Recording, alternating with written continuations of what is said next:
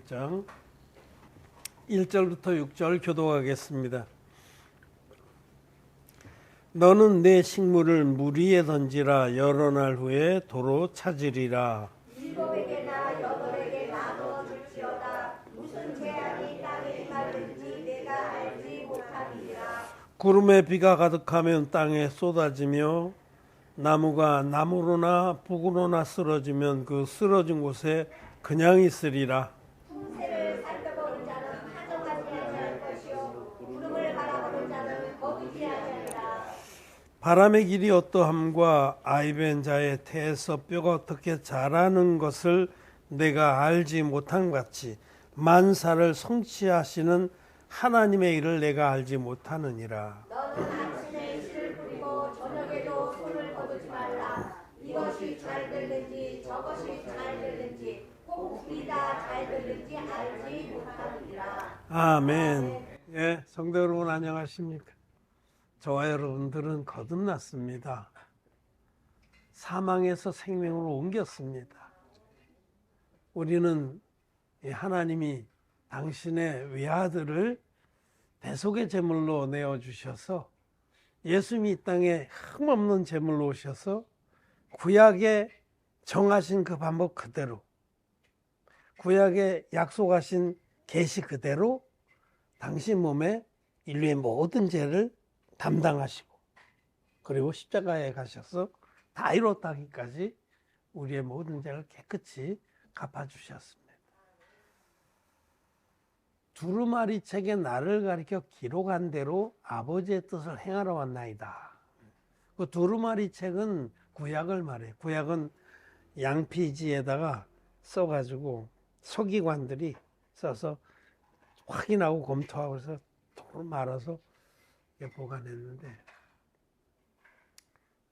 특히 그 사해사본이라고 2차 대전 그 전후해 갖고 많이 발견됐어요.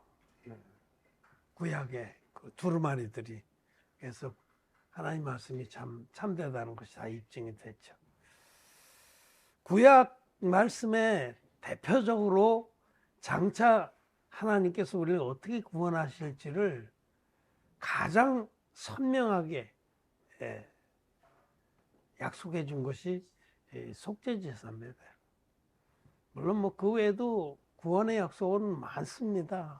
옛적의 선지자들로 여러 모양과 여러 부분에 말씀하신 하나님이 아주 여러 사건 통해서 우리의 구원을, 성경은 구원의 책입니다. 이 안에 구원의 비밀들이 꽉 차 있는데 너무너무 많아요. 그래서 구약에서 우리는 수많은 구원의 계시들을 보는데 가장 선명하고 또 명확하게 우리에게 구원의 계시란 것이 구약의 속죄제사입니다. 그 중에서도 대속죄일의 제사입니다. 매년 한 차례씩 드리는 대속죄일의 제사, 해마다 늘 드리는 바 같은 제사, 그 대속죄일의 제사에서 그 성막 안에서의 모든 절차가 다 끝나고 아론 대제사장이 마지막 남겨뒀던 희생염소, 우리 성경에는, 개혁 성경에는 아사셀 염소라고 되어 있는데 그냥 영어 성경에는 그냥 희생염소예요.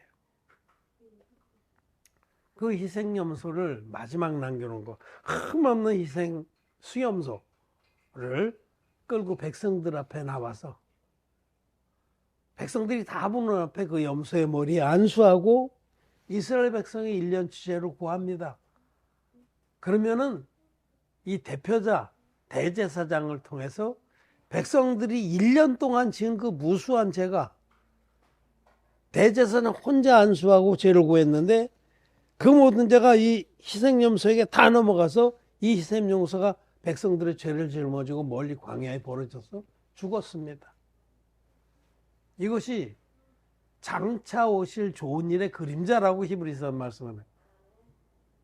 이 대속죄의 제사가 장차 하나님께서 우리들을 구원하시는 그 하나님의 한 영원한 제사의 예고편이다. 두루마리 책에 예수님을 가르쳐 기록한 대로 예수님은 흠없는 제물이 돼서 오셨어요. 지난 주일날 우리는 성탄절을 맞아서 예수님은 하나님이 육신을 입고 오신 분이기 때문에 흠없는 제물입니다. 성자 하나님이 처녀 마리아의 몸에서 성령으로 잉태돼서 태어나죠. 흠없는 제물로 오신 예수님이 이 아론의 대제사장 아론의 직계 우선이고 여자가 낳은 자 중에 가장 큰 자인 세례원에게 안수 형식으로 세례를 받아서 이 세례가 세상 죄를 예수님께 다 넘긴 세례입니다. 이제 허락하라. 이제는 내 머리에 손 얹어라. 우리가 이와 같이 하여 모든 의를 이루는 것이 합당하니라. 너는 내 머리에 안수라고. 나는 그 안수를 받아서 이와 같이 안수의 방법으로 세상 죄를 다 넘겨서 이 세상에는 죄가 없게 해준 것이 합당하다. 모든 의를 이룬 것이 합당하다 하고 세례를 정해서 받으셨어요. 예수님이 안수 형식으로 받은 세례는 우리의 구원에 있어서 절대적인 한 축입니다. 축. 자전거로 치면은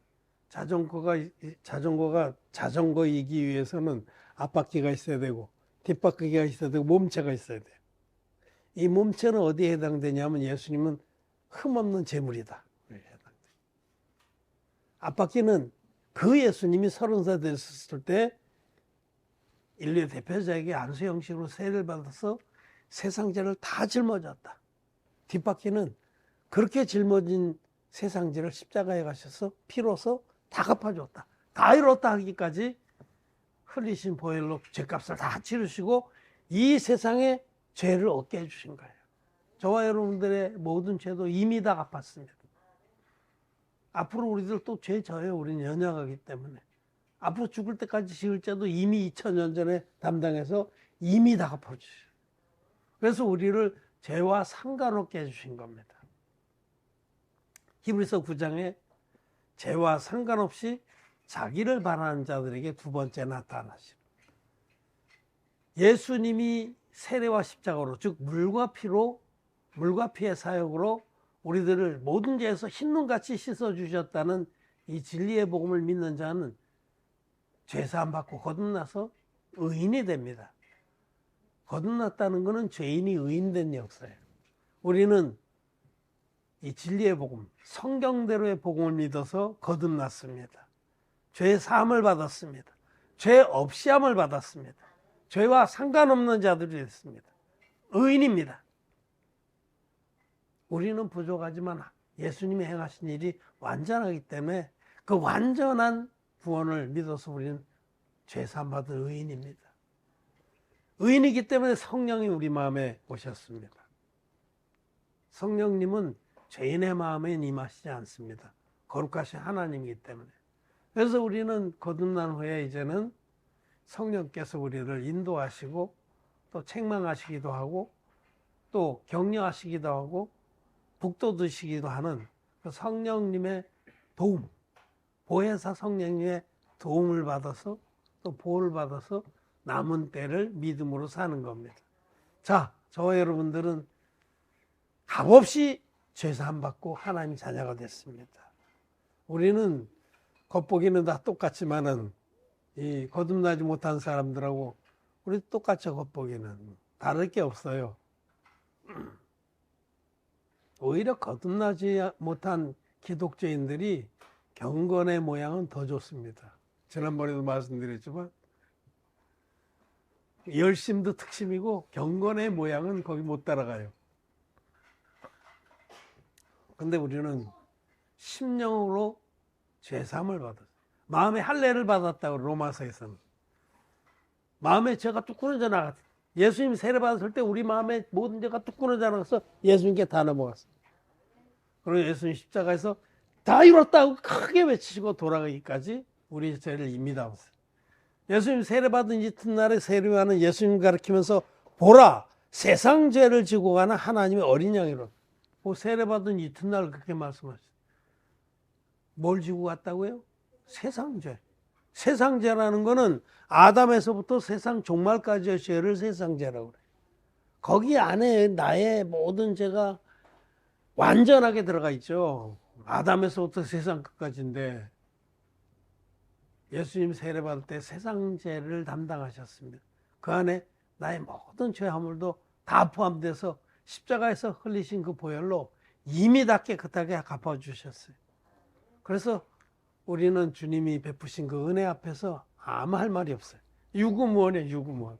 그냥 그저 황감할 따름입니다. 지옥가에 마땅한 자를 아무 조건도 달지 않고 일방적으로 그렇게 구원해 주셨습니다. 우리가 연약할 때, 우리가 주님과 원수 되었을 때, 우리가 죄인 되었을 때 우리를 사랑하신 아버지의 사랑으로 해서 당신이 자기 생명을 내어서 한 영원한 제사를 드려주신 겁니다.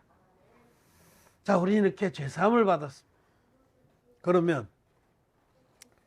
그럼 이제 죄사함 받았으니 앞으로 영원히 의인이고 천국 가는 건 따놓은 당상이니 이제부터는 다리 뻗고 맘대로 살자. 이제부터 옳다. 이제는 구원은 받아놨겠다. 생명록 책에 이름도 올랐겠다. 이제부터는 내 육신의 욕망을 쫓아 살겠다. 그런 사람이 있을 수 있어요. 있어요, 실제로. 제사함 받고 이제 모든 게 안심이 되는 거야. 아, 이제 뭐 내가 혹시 연약해서 죄를 져도 그 죄도 이미 가져가셔서 주님이 해결해 놨구나. 다 갚아놨구나. 그래서 이제는 긴장이 확 풀렸다고 그럴까요? 긴장이 확 풀려서 그 다음엔 이제는 육신의 생각을 쫓아 살 수가 있습니다. 그런데 여러분, 우리를 거듭나게 하신 것은 우리에게 먼저 무조건적이고 완전하고 영원한 죄사함의 은혜를 입혀주신 것은 우리로 하여금 남은 때에 주님이 기뻐하신 일을 하라고 그렇게 구원해 주신 겁니다. 그 사실을 절대 잊어서는 안 됩니다. 우리를 의인으로 만들어 주신 것은 거듭난 의인들에게 이 땅에 존재할 이유가 있기 때문에 만들어 주신 거예요. 그렇지 않다면 우리가 거듭난 다음에 빨리 가는 게 좋아요. 복음 잃어버리기 전에. 하나님이 우리를 부르신 것은 거듭난 다음에 육신의 욕망을 쫓아 살라고 부르신 것이 아닙니다. 그리고 거듭난 후에 이젠 긴장이 풀리고 허리띠가 풀려서 육신의 욕망만 쫓아 살면 얻었던 구원을 잃어버립니다. 마태복음 25장은 세 가지 비유, 열처녀의 비유, 그 다음에 달란트의 비유, 양과 염소의 비유. 25장에는 주님의 재림과 관련된 세 가지 비유가 나와 있어요. 주님이 재림하실 때는 심판의 주님으로 오신 거죠. 첫째로 의인들은 먼저 호련히 변화시켜서 의인들의 부활과 휴거가 있고 나서 그러고 나서 이제 일곱 대접의 진노가 있고 또 천년왕국이 있고 천년왕국 끝에 최후의 심판이 있습니다. 어쨌든 시간 간격은 있지만 의인들을 뽑아 올리시고 맨 끝에 심판이 있습니다. 어쨌든 그걸 함축해서 이 마태복음 25장에서 말씀하신 거예요. 열처녀의 비유 중에 미련한 5처녀도 예수 믿는 사람들이에요. 줄을 기다렸습니다. 등을 들고. 근데 5은 못 들어갔습니다. 예수 믿고도 죄가 있는 기독교인들은 못 들어갑니다. 기름이 없습니다. 성령이. 반쪽짜리 복음을 믿었기 때문에. 하나님 주신 원형의 복음을 내팽개치고 사단마귀가 뿌려놓은 축적의 복음을 믿기 때문에 예수 믿기 전에도 죄인이 예수 믿은 다음에도 죄인입니다. 꽝입니다. 여러분. 꽝. 죄의 삭은 사망입니다. 예수 아무리 시컷 믿어도 죄가 있으면 지옥 갑니다. 두 번째로는 두 번째 얘기를 달란트의 비유가 나와요. 어떤 귀인이 먼 길을 가면서 종들에게 달란트를 나눠줬어요. 어떤 종에게 5달란트, 어떤 종에게 2달란트, 어떤 종에게 1달란트. 그 주인이 돌아왔어요. 돌아와서 맡겨놓은 달란트로 장사를 하라고 부탁을 분명히 했는데 이걸 장사해라. 장사라는 게 뭐예요? 이 달란트가 하나님께 받은 은혜인데 가장 큰 은혜가 복음입니다. 복음. 이 복음을 정말로 큰 은혜로 받은 사람이 있어요. 이게 5달란트를 받았다는 거 그런 측면입니다. 5이라는 것은 성경에서 은혜를 계시해요. 벨레사 연못가에 솔로몬 행각 5 있는데, 정말 지옥 갈 수밖에 없는 비참한 존재인 것을 인식한 사람은 이 물과 피의 복음, 예수 그리스도는 물로만 아니요 물과 피로 임하셨고 증거하는 이는 성령이시다 라고 사도 요한은 말씀하시잖아요. 세례와 십자가로 우리의 죄를 단번에 영원토록 없애주신 그 진리의 복음을 만났을 때, 죄 때문에 괴로워했던 사람, 정말 죄 때문에 탄식하면서 하나님께 간구했던 사람은 5달란트로 받는 거예요. 큰 은혜로 받는 거예요, 복음을. 그래서 복음을 정말 자나깨나 잊을 수가 없는 겁니다. 그리고 복음보다 더 귀한 게 없는 거예요. 자기에게 있어서 복음이 가장 귀한 겁니다. 자기 생명을 잃는다 할지라도 복음은 잃어버릴 수가 없는 거예요. 그래서 그 사람은 주인님의 마음을 알기 때문에 남은 생애에 그 큰 은혜로 받은 복음으로 부지런히 씨를 뿌렸어요. 그래서 5달란트를 남겼습니다. 그래서 주인이 착하고 충성된 종아, 와서 내가 예비한 그 나를 상속하라. 실제로 천년왕국 때에 10국을 다스리는 권세, 5국을 다스리는 권세, 2국을 다스리는 권세, 그렇게 상급의 차이가 있습니다. 그 2달란트 받은 사람은 어떤 측면으로 봐야 되냐면, 둘은 진리를 말해. 성경에서 진리. 진리는 짝이 있잖아요. 구약과 신약이 짝이 있듯이. 둘은 두 사람으로 하여금 증창케 하라. 진리를 말해요. 그러니까 이 두 번째 사람은 특별히 말씀이 딱 맞는다. 구약과 신약의 말씀이 정확히 맞는구나. 구약에도 흠없는 제물, 안수, 피 흘림으로 죄산 받는데, 예수님이 하나님의 성자 하나님이시니까 흠없는 제물에 세례 요한에게 대표적, 인류의 대표적인 안수의 형식으로 세례를 받아서 내 죄를 다 담당하고 십자가에서 다 이뤘다 하고 돌아가셨다, 부활해. 딱 맞는다. 구약과 신약이 딱 맞고 모든 말씀이 딱 맞는다. 여러분, 성경에 십자가의 피만 있는 것 같습니까? 아닙니다. 그건 눈이, 소경들은 못 봐서 그렇지, 십자가의 피만 얘기하시는 것 같다가, 예를 들면 에베소서 같은데 2장 3장까지는 십자가의 피만 말씀한 것 같아요. 근데 4장 넘어가자마자 주도 하나요, 믿음도 하나요, 세례도 하나요. 그건 십자가의 피 얘기를 안 해요. 누구든지 그리스도 합하여 세례를 받은 자는 그리스도로 옷 입었느니라. 얼마든지 비밀스럽게. 그래서 그리스도의 비밀 아닙니까?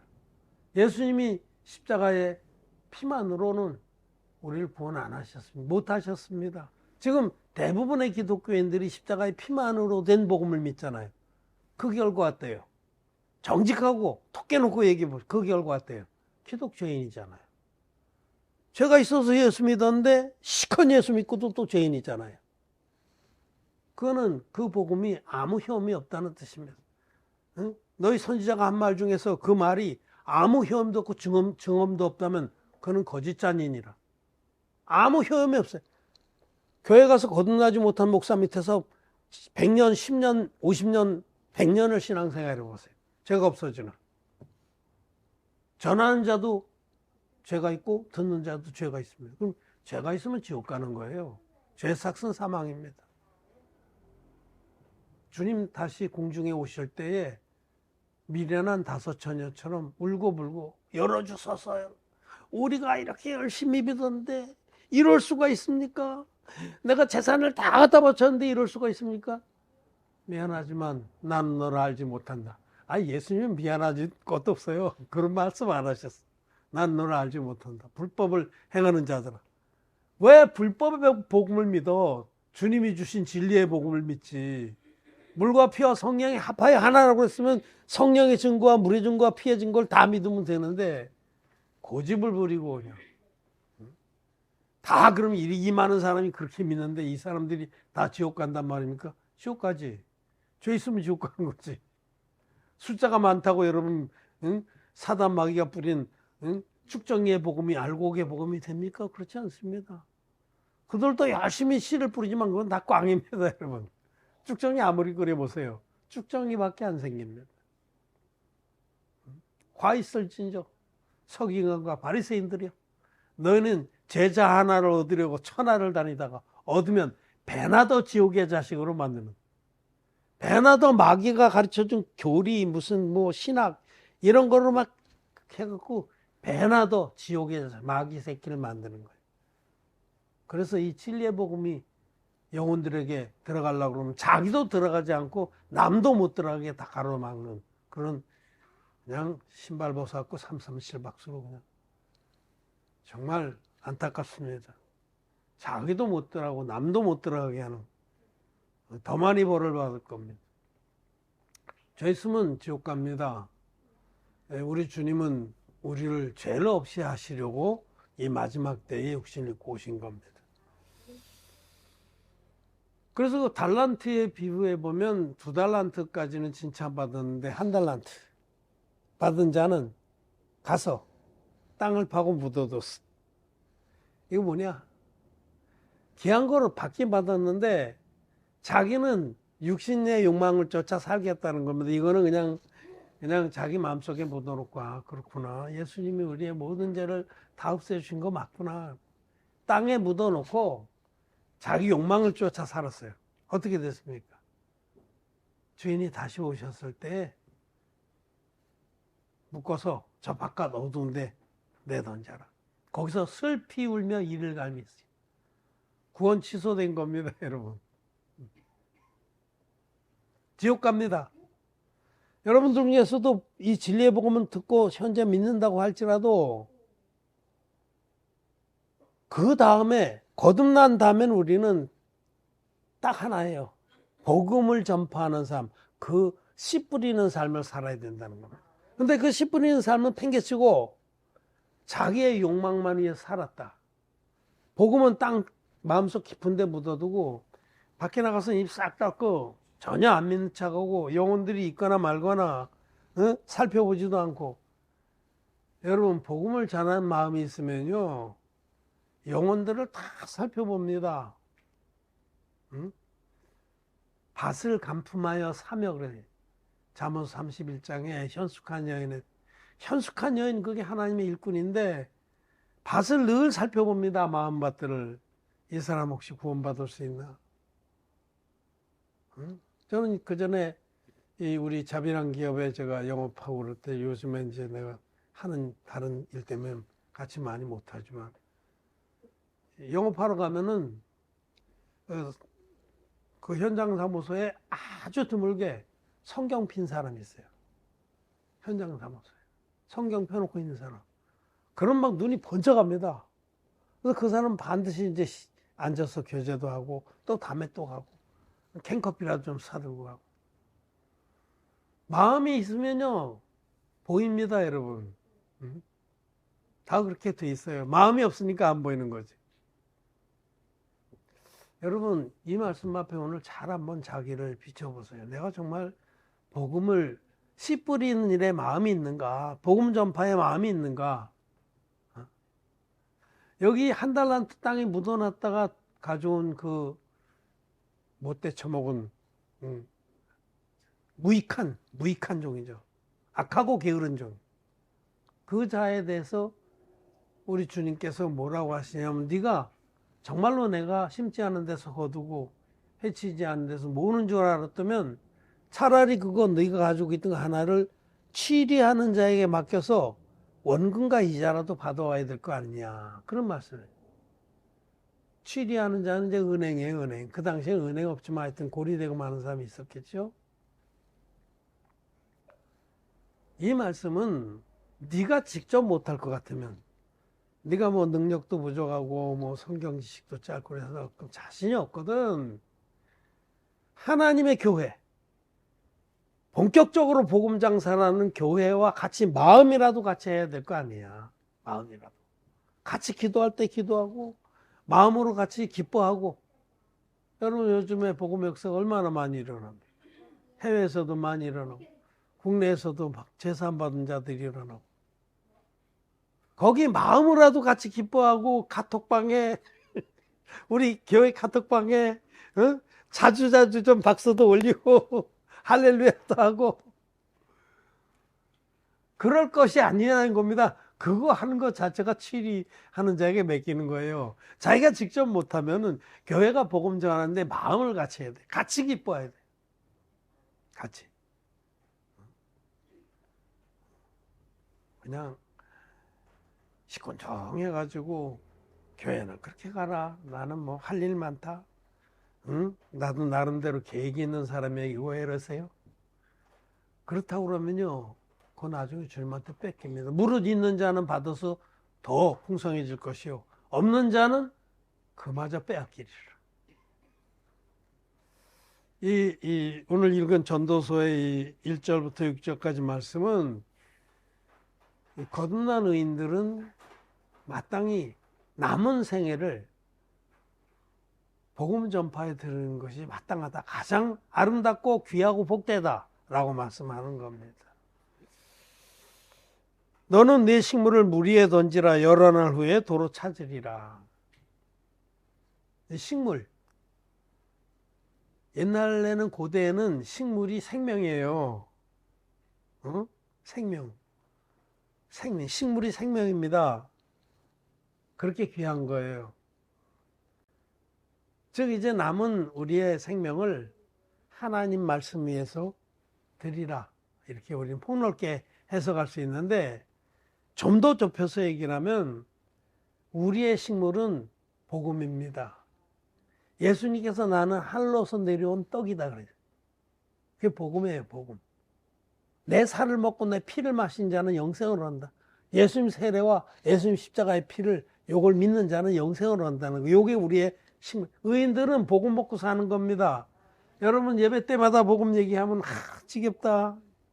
몇천 벌을 더 들어야 끝나겠나. 주님 오실 때까지 저는 설교 때마다 복음을 얘기할 거예요.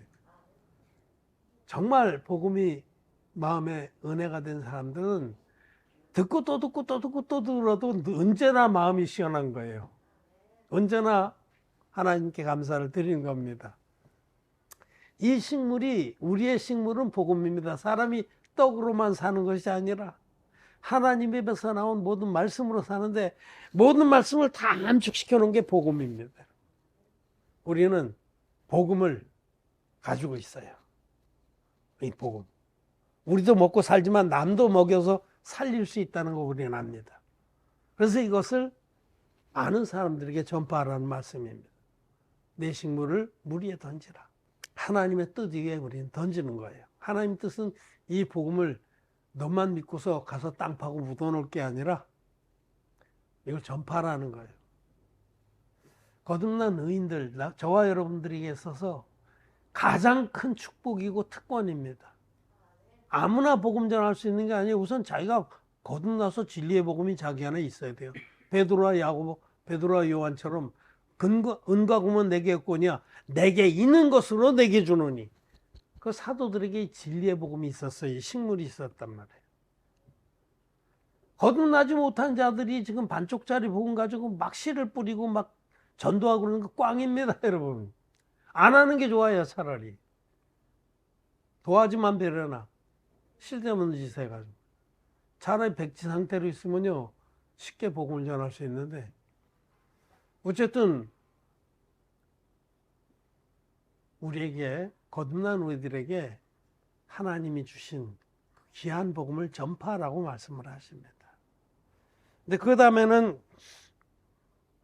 2절, 3절에서는 너희들의 앞날에 너 욕망대로 산다고 해서 이게 다 될 줄 아느냐 그 말씀이. 7에게나 8에게나 나눠 줄지어다 무슨 재앙이 땅에 임하는지 내가 알지 못함이니라. 사실은 자기 계획대로 되는 것도 없어요. 이게 나무가 나무로나 북으로나 넘어지면 그대로 있다라는 건 죽으면 너희들은 아무것도 할 수도 없다. 나무는 사람을 말하는데 딱 한번 쓰러지고 나면 우리는 아무것도 할 수 없어요. 죽기 전에 우리 수환이 끝나기 전에 이 촛동갈이 짧아지고 있을 때 이 귀한 나머지 삶을 온전히 복음 전파에 쓰라고 말씀을 하시는 겁니다. 그런 자는 하나님 앞에서 괸을 받습니다. 괸이라는 게 순 우리말인데 사랑을 받습니다. 하나님이 가장 기뻐하시는 일이 아들을 통해서 전 인류를 구원해 주시고서 그 기쁜 소식을 전파하는 겁니다. 가장 기뻐하십니다. 우리가 뭐 1,000번제를 드리는데 하나님 기뻐하시겠어요? 우리가 솔로몬의 성전보다 100배나 더 큰 성전을 지어서 하나님께 바친들 기뻐하시겠어요? 아닙니다. 우리가 뭐 가나안 나라 가서 막 병원 지어주고 학교 지어주고 예수 이름을 영광되게 하면 기뻐하시겠어요? 아닙니다. 물론 그런 것도 복음을 위해서 수단으로는 쓸 수 있지만은 하나님이 가장 기뻐하는 것은 진리의 복음을, 우리의 식물을 그들에게 나눠줘서 그들도 먹고 생명을 얻게 하는 겁니다. 이 일을 위해서 우리를 부르신 겁니다. 우리를 먼저 거듭나게 하신 겁니다. 이제 한 해를 마감하면서 여러분, 하나님 앞에서 다시 표대를 정해야 돼요. 내가 왜 사는가? 옛날에 개그맨들이 그 화상아 왜 사니? 그런 말을 많이 해요. 여러분이 왜 삽니까? 왜 밥을 먹고 삽니까? 응? 우리는 복음 전파를 위해서 남은 생애를 드리라고 사는 겁니다. 어떤 경우라도 마음만 있으면은 변리하는 자에게 가서 맡겨서 치리라도 할 수가 있어요. 교회가 지금 우리가 미약하지만 얼마나 나름대로 어쨌든 복음을 위해서 달려가고 있습니다. 거기에 마음을 같이 하고 자기가 할 수 있는 부분에 돕고 그렇게 하면 되는 거죠. 자, 6절 말씀 한번 읽고 정리하겠습니다. 너는 아침에 씨를 뿌리고 저녁에도 손을 거두지 말라. 이것이 잘 됐는지 저것이 잘 됐는지 혹 둘이 다 잘 됐는지 알지 못함이니라. 아멘. 예. 아침에도 씨를 뿌리고 복음의 씨. 우리에게는 씨가 있어요. 없는 걸 하나님이 하라고 그러는 게 아니야. 우리에게는 생명의 씨가 있습니다. 진짜 복음이 있습니다. 원형의 복음이 있습니다. 우리는 이것을 뿌려야 됩니다. 이제 내년도에는 이 DTC가 확 일어나서 DTC Discipleship Training Course 제자 훈련 과정 하고 또 먼저 마친 그런 일꾼들인 고급반 Advanced DTC도 하고 이제 하나하나 이렇게 복음의 역사들이 일어나다 보면 언젠가는 땅끝까지 복음이 전파되고 주님이 오실 겁니다. 주님 오실 날이 멀지 않았습니다. 그때까지 이 썩어질 육체를 가지고 의의 병기로 들으시기를 바랍니다. 말씀은 마쳤습니다.